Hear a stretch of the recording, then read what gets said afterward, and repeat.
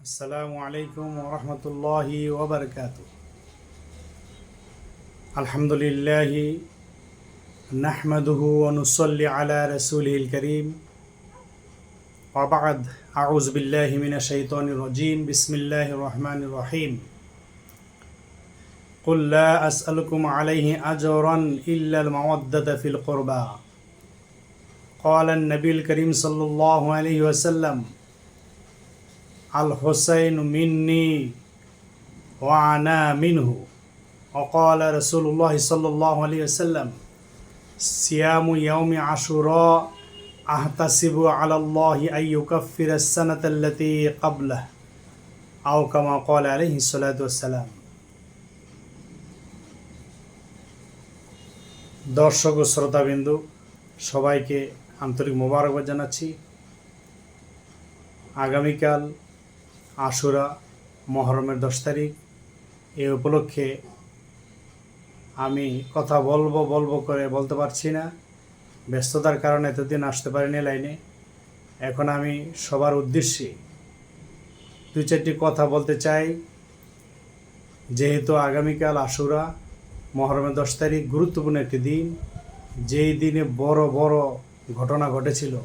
হজরত আদম আলাইহিস সালাম থেকে শুরু করে হজরত হোসাইন আলাইহিস সালাম পর্যন্ত যে ঘটনাগুলো ঘটেছিল, আমরা যদি খুব মনোযোগ সহকারে শুনতে পারি, তাহলে অবশ্যই এর মধ্যে অনেক শিক্ষণীয় বিষয় আছে। হজরত আদম আলাইহিস সালাম এবং মা হাওয়া আলাইহিস সালাম, এই দুইজনকে আল্লাহ রাব্বুল আলামিন এই পৃথিবীর বুকে একই সাথে একই দিনে পাঠিয়েছিলেন। সেটা ছিল এই 10ই মহরম। অর্থাৎ এই 10ই মহরমে আদম আলাইহিস সালাম যেমনিভাবে দুনিয়াতে এসেছিলেন, মা হাওয়া আলাইহিস সালাম সহ, ঠিক তদ্রূপ ওনারা দুইজন দুই দেশে বিচ্ছিন্ন অবস্থা থাকার পরে 350 বছর পরে আবার দুইজন একসাথে হয়েছিলেন সে আরাফা ময়দানে। আরাফার সেই পাহাড়ের চূড়ায় একত্রিত হয়েছিলেন। ওই দিনটিও ছিল এই আশুরার দিন, মহরমের 10 তারিখ।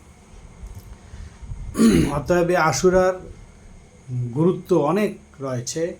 যেমন অন্যান্য নবী রাসূলদের বড় বড় কাহিনী যা আমরা পাই, এই আশুরার দিন হয়েছিল। হজরত ইব্রাহিম আলাইহিস সালাম তিনি অগ্নিকুণ্ড থেকে মুক্তি পেয়েছিলেন এই আশুরার দিন। হজরত ইউসুফ আলাইহিস সালাম কুয়া থেকে তিনি মুক্তি পেয়েছিলেন এই আশুরার দিনে। খুব খেয়াল করে শুনবেন, প্রত্যেকটা কিন্তু আনন্দের বিষয়। আল্লাহ রব্বুল আলামিন বাবা আদম আলাইহিস সালাম ও মা হাওয়া আলাইহিস সালাম দুইজনকেই মুক্তি দিয়েছিলেন এই আশুরার দিনে। তাইলে খুশির ব্যাপার। যত আমরা এই ইতিহাস পাবো, হাদিস পাবো, যত কিছু আমরা জানতে পারবো গুরুত্বপূর্ণ এই দিনে যত ঘটনা ঘটেছিল, সব খুশি আনন্দের। এমনকি হযরত মূসা আলাইহিস সালাম তিনি লোহিত সাগর পাড়ি দিয়েছিলেন ওনার অনুসারীদেরকে নিয়ে। আর ওনার চিরশত্রু ফেরাউন তার সাঙ্গপাঙ্গ নিয়ে ডুবে গিয়েছিল, মৃত্যুবরণ করেছিল এই আশুরার দিনে। এই ঘটনা ঘটেছিল এই আশুরার দিনে। অতএব বোঝা যাচ্ছে সব আনন্দের দিন।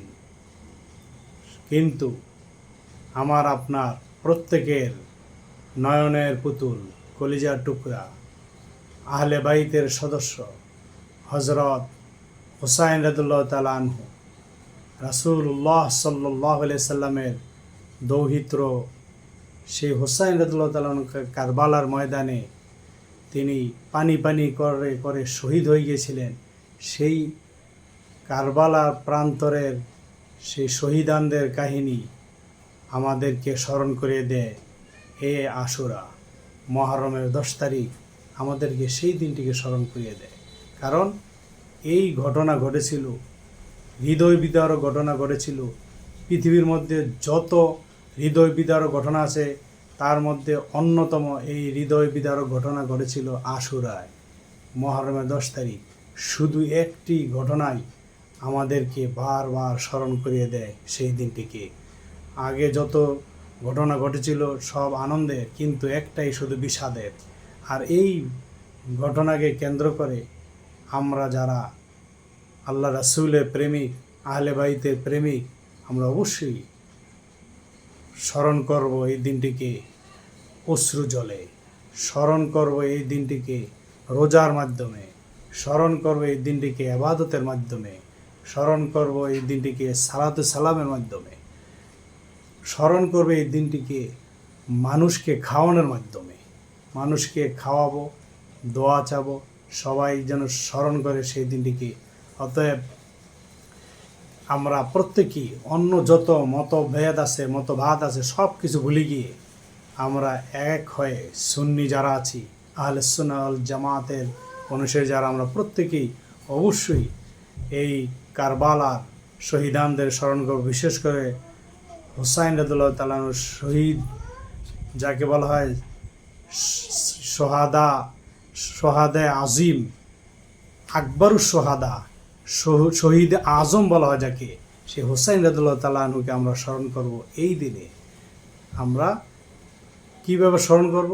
আমাদেরকে শিখিয়ে দেয় সেই কারবালা প্রান্তরই, সেই ইরাক যেখানে কারবালা প্রান্তর, সেই কারবালাই আমাদেরকে শিখিয়ে দেয়।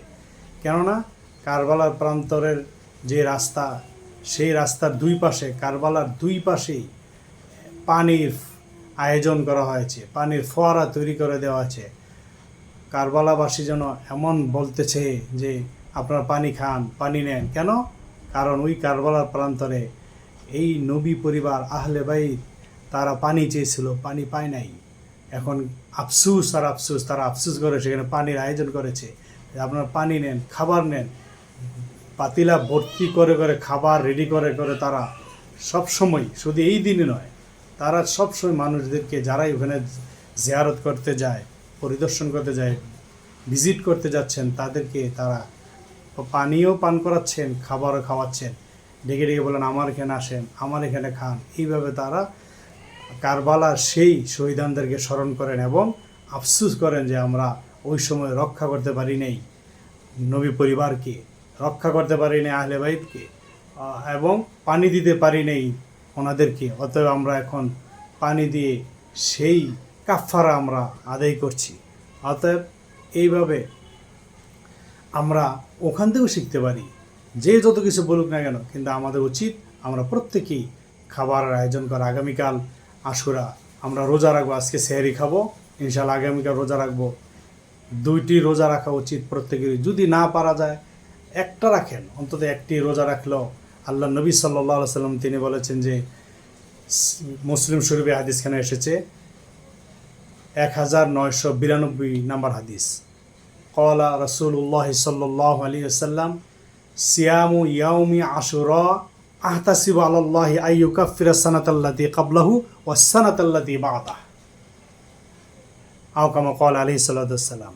তবে ওয়াস সানাতাল্লাতী বা'দাহু এই অংশটা এই ইয়াউমে আরাফার হাদিসের সাথে এসেছে, আর এই অংশের আগ পর্যন্ত আশুরা হাদিসের সাথে এসেছে। অর্থাৎ আল্লাহ নবী সাল্লাল্লাহু আলাইহি ওয়াসাল্লাম তিনি ইরশাদ করেছেন, যে ব্যক্তি আশুরা অর্থাৎ মুহররমের 10 তারিখ রোজা রাখবে, সেই ব্যক্তি 1 বছর, ওই ব্যক্তির 1 বছর পেছনের সমস্ত গুনাহ আল্লাহ তাআলা মাফ করে দিবেন। সুবহানাল্লাহ। আর আল্লাহ নবী সাল্লাল্লাহু আলাইহি ওয়াসাল্লাম তিনি অন্যত্র বলেছেন যে, আফজালুস সিয়ামি বা'দা রমাদানা সিয়ামু ইয়াউমি আশুরা, আও কামা ক্বালা আলাইহিস সালাতু ওয়াস সালাম। আল্লাহ নবী ইরশাদ করেন যে রমজানুল মুবারকের রোজার পরই আশুরার রোজার মর্যাদা, অর্থাৎ আশুরার রোজা এতই ফজিলতপূর্ণ যে রমজানের রোজার পরই তার সওয়াব, এই পরিমাণ সওয়াব আল্লাহ পাক দান করবেন। অথবা আমাদের প্রত্যেকের উচিত আমরা যেন এই আশুরার রোজা রাখি। আগামীকাল রোজা রাখবো, কেউ আজকে রেখেছেন শনিবার, আগামীকাল আমরা রোজা রাখতে পারি। আবার কেউ আগামীকাল রোজা রাখবেন এবং পরের দিনও রোজা রাখবেন সোমবার, এমনি তো সোমবারে রোজা রাখা উচিত সবার। অতএব আমরা প্রত্যেকেই এই আগামীকাল এবং সোমবার রোজা রাখবো। যারা আজকে রেখেছেন আলহামদুলিল্লাহ, 3টা রাখতে পারেন, অথবা 2টা, অথবা 1টা, অন্তত আগামীকাল। এমনিও রোজা যদি আপনারা রাখেন তাহলে আপনার শরীর স্বাস্থ্য ভালো থাকবে।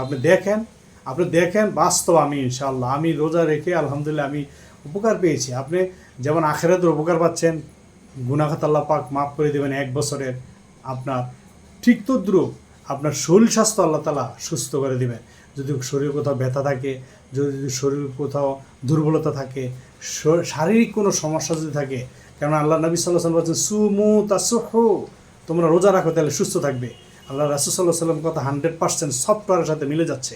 অতএব আমরা প্রত্যেকেই ইনশাআল্লাহ চেষ্টা করব যে রোজা রাখতে, যদিও নফল রোজা কিন্তু সওয়াব অনেক। আল্লাহ পাক আমাদের প্রত্যেককে বুঝবার এবং আমল করার তৌফিক দান করুক। সবাই বলে আমিন। ওয়া আখির দাওয়ানা আলহামদুলিল্লাহি রাব্বিল আলামিন। আসসালামু আলাইকুম ওয়া রাহমাতুল্লাহি ওয়া বারাকাতুহু।